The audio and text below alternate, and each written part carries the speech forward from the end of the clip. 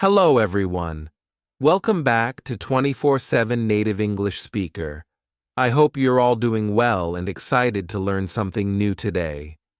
If you're someone who wants to speak English fluently, confidently, and naturally, then this lesson is for you. Today, I am going to teach you how to think in English, which is one of the most important steps to becoming a fluent English speaker. We all know how frustrating it can be when we have to stop and translate sentences from our native language into English before speaking. It slows us down, makes us feel less confident, and often leads to mistakes. Wouldn't it be amazing if you could skip that translation process and just think in English from the start? Well, I'm here to tell you that it's possible. By following 4 simple stages, you can train your brain to think directly in English, and trust me, this will make a huge difference in how you speak. Before we start, don't forget to subscribe to Simple Spoken English if you haven't already. This way, you won't miss any of our lessons that will help you on your journey to speaking fluent English. Now, let's get into today's lesson, how to think in English. Stage 1. Think in verbs, the power of action. Words. The first stage of learning to think in English is to focus on verbs. Verbs are the action words in a sentence. They describe what's happening. Why do we start with verbs? Because action is all around us. And if we can think about what's happening in English, we can start forming sentences in our heads more quickly. Let's take an example. Imagine you are walking through New York City, specifically in Central Park. You see people everywhere, all engaged in different activities. What are they doing? Some people are running, others are talking. You see a dog chasing a ball, and someone feeding pigeons. These actions are described using verbs: run, talk, chase, feed. By observing the actions around you, you can start thinking about them in English. This process of observing and identifying actions is something you can do anywhere. Whether you're standing at a bus stop in London, waiting at a traffic light, or sitting in a cafe in Paris. There are always actions happening around you. For example, on a busy street in Tokyo, you might see people walking quickly, someone riding a bicycle, or a group of friends laughing. You can mentally note these actions in English: walk, ride, laugh. But what if you're at home, where there's not much happening? You can still practice thinking in verbs by imagining scenarios or using pictures. For instance, look at a photo of a family picnic. What actions do you see? Maybe they are eating, playing, or relaxing. Even when you're indoors, you can practice identifying actions by thinking about what you might do in different situations. Imagine you're in your kitchen. You might be cooking, cleaning, or washing dishes. Key practice. Tip: set aside 5 to 10 minutes each day to practice thinking in verbs. Pick a different place each day and focus on the actions happening around you. As you do this regularly, you'll train your brain to think about actions in English, making it easier to describe what's happening in the moment. Stage 2. Think in nouns, naming the world around you. Once you've practiced thinking in verbs, it's time to move on to nouns. Nouns are words that name people, places, things, or ideas. Just like verbs, nouns are everywhere. Everything around you has a name, and if you can think of these names in English, you'll be one step closer to thinking and speaking fluently. Let's take an example from a different city. Imagine you're in Sydney, Australia, standing by the famous Sydney Opera House. As you look around, you see the building, harbor, and many tourists taking photos. You also see a boat in the water and a few seagulls flying above. Each of these things is a noun: building, harbor, tourists, boat, seagulls. It's important to practice thinking in nouns wherever you are. If you're at a market in Delhi, India, you might see fruits, vegetables, spices, and vendors. These are all nouns that describe the objects and people around you. Even if you're just sitting in your room, you can look around and identify nouns. For example, you might see a table, chair, book, and laptop. Another great way to practice thinking in nouns is to describe what you're carrying with you. What's in your bag? Maybe you have a phone, some keys, and a wallet. If you practice naming these objects in English, it will soon become second nature. Over time, this will help you think faster and more clearly in English. Key practice. Tip: spend a few minutes each day naming the objects around you in English. Whether you're outside, at home, or even traveling, challenge yourself to identify everything in English. For instance, if you're visiting Barcelona, Spain, look around and name things like buildings, bicycles, cafes, and tourists. The more you practice this, the more your brain will automatically think in English. Stage 3. Think in sentences, connecting verbs and nouns. It's time to move on to the next step, thinking in sentences. This is where you start putting verbs and nouns together to describe what's happening around you in full sentences. At this stage, it's important to start simple. Don't worry about making long, complicated sentences. Just focus on creating short, clear sentences that describe what you see. For example, if you're in Cape Town, South Africa, looking at Table Mountain, you might say, "The tourists are climbing the mountain. The sun is shining. The wind is blowing." These are simple sentences, but they allow you to practice thinking in complete thoughts. Now let's imagine you're in Toronto, Canada, sitting in a park. What's happening around you?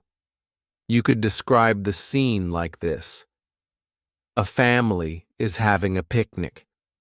The children are playing with a ball. The birds are flying in the sky. These sentences are short, but they effectively describe the environment around you. As you become more comfortable, you can start making your sentences longer.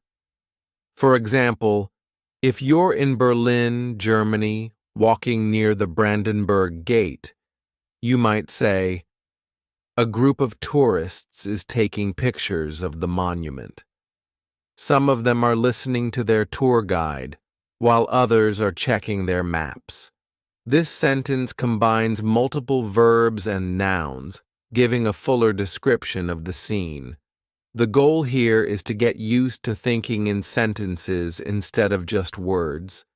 This will help you when you're speaking, as you won't have to stop and think about each individual word. Your brain will automatically form sentences in English. Key practice.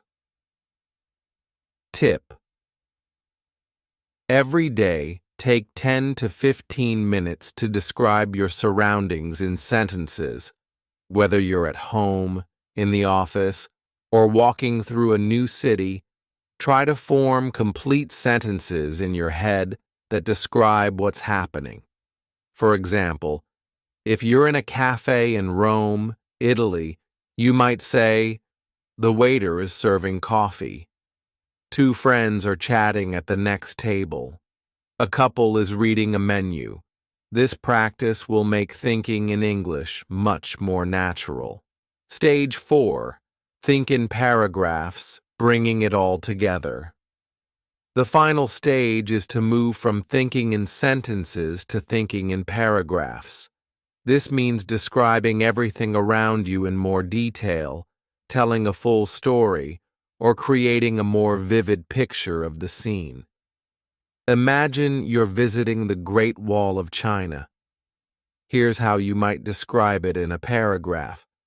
I'm standing on the Great Wall, and the view is incredible. The mountains stretch out as far as I can see, and the wall winds its way across the landscape. There are tourists all around me, taking pictures and walking along the wall. I can hear people speaking in different languages, and there's a cool breeze blowing through the air.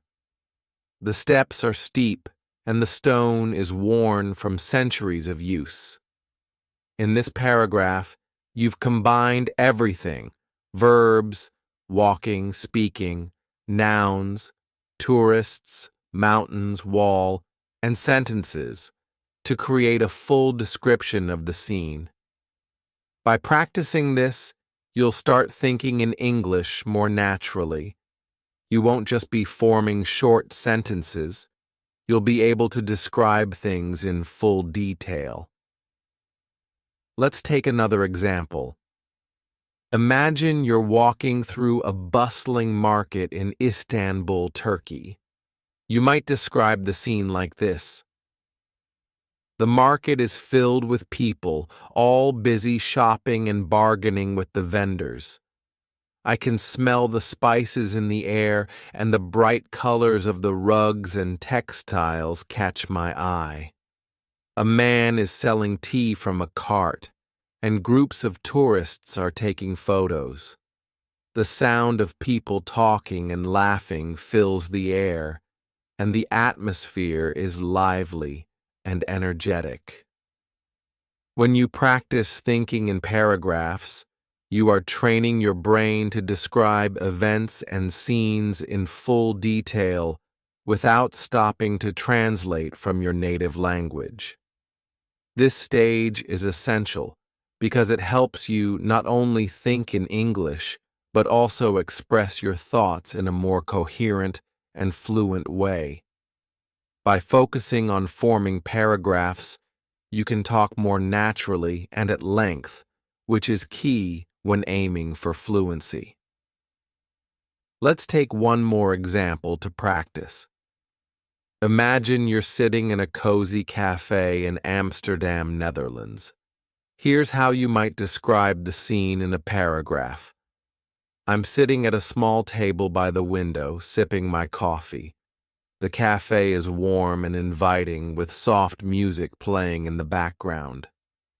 Outside, I can see people riding their bicycles along the canal. The sky is cloudy and it looks like it might rain soon. Inside, a few people are reading books, and a couple is chatting quietly over their breakfast. The smell of freshly baked bread fills the air, and the atmosphere is calm and peaceful. In this paragraph, you've combined all the elements, verbs, nouns, and sentences, to create a vivid picture of the scene. This is the final stage of thinking in English, where you can describe situations in detail, just as you would in your native language. Final practice. Tip: take a few minutes each day to describe your day in a paragraph. Think about what you did, what you saw, and how you felt.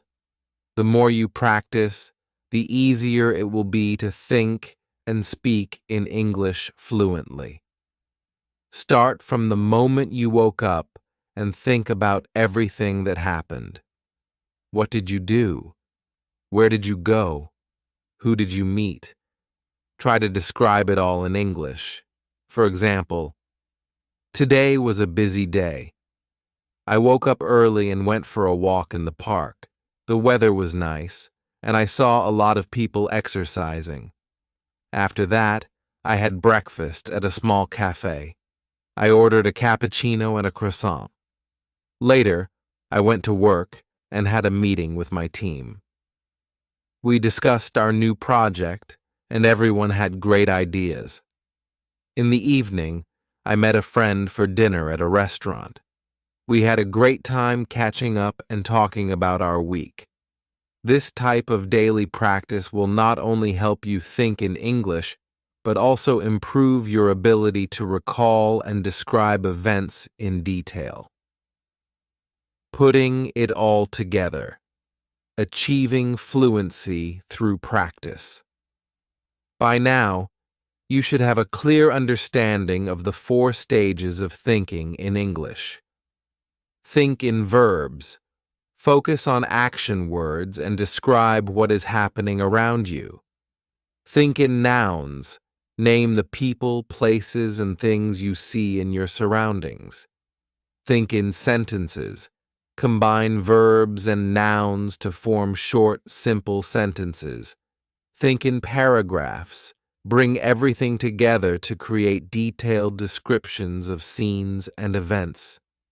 Each of these stages builds on the previous one, helping you develop the ability to think directly in English without the need for translation.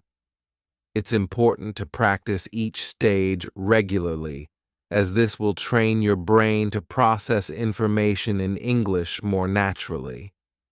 Why thinking in English is essential for fluency. Now that you understand the stages, let's talk about why this method works. When you first start learning English, you likely translate from your native language. This is natural, but it creates a delay in your speaking. Instead of speaking smoothly, you have to pause and think about what to say, which can make you feel less confident. By practicing thinking in English, you eliminate that translation step. Your thoughts will naturally form in English, making your speech faster and more fluid. When you can think in English, you'll also find it easier to have conversations, express your ideas, and respond quickly in discussions. For example, imagine you're at a job interview in London, and the interviewer asks you to describe a challenging situation you faced at work. If you're thinking in your native language, you might need a moment to translate your thoughts into English. But if you've trained yourself to think in English, you can respond immediately and confidently, without hesitation. The same goes for everyday conversations. Whether you're chatting with friends, giving a presentation, or even ordering food at a restaurant, being able to think in English will make the process much smoother. Practical exercises to help you think in English. Now that you've learned the 4 stages, here are some practical exercises you can do to improve your ability to think in English. 1. Daily observations. Spend 10 to 15 minutes each day observing your surroundings and describing them in English. Whether you're on the bus, at the park, or walking through your neighborhood, challenge yourself to describe everything you see using verbs, nouns, and sentences. 2. Picture descriptions. Find a photo from a magazine, website, or your own photo album. Look at the picture closely and describe everything you see in English. For example, if you're looking at a picture of a beach, you could say, "The sand is white and the water is crystal clear. There are a few people swimming and some children are building a sandcastle. In the distance, I can see a boat sailing on the horizon." 3. Write a journal. At the end of each day, write a short journal entry in English. Start by describing what you did that day, where you went, and who you met. As you practice, try to include more details in your descriptions. 4. Talk to yourself. If you don't have anyone to practice speaking English with, talk to yourself. Pick a topic and try to talk about it for a few minutes. For example, you could describe your favorite movie, explain how to make your favorite dish, or talk about your plans for the weekend. 5. Set language challenges. Challenge yourself to think in English for short periods throughout the day. For example, set a timer for 5 minutes and commit to thinking only in English during that time. Gradually increase the time as you become more comfortable. Final thoughts. The road to fluency. Learning to think in English is a journey, and it requires patience and practice. The more you engage with a language, the more natural it will feel to think, speak, and express yourself in English. By following the 4 stages, verbs, nouns, sentences, and paragraphs, you'll build a strong foundation for fluency. Remember, the key to success is consistency. Practice every day, even if it's just for a few minutes, and you'll see improvement over time. It's normal to make mistakes, but don't let that discourage you. Every mistake is an opportunity to learn and grow. So, are you ready to take the next step on your English learning journey? Start practicing today, and soon you'll be thinking in English like a native speaker. Thank you for joining me in today's lesson on simple spoken English. Don't forget to like this video, subscribe to our channel, and hit the notification bell so you won't miss any of our upcoming lessons. Keep practicing, stay curious, and I'll see you in the next lesson. Hey, hey.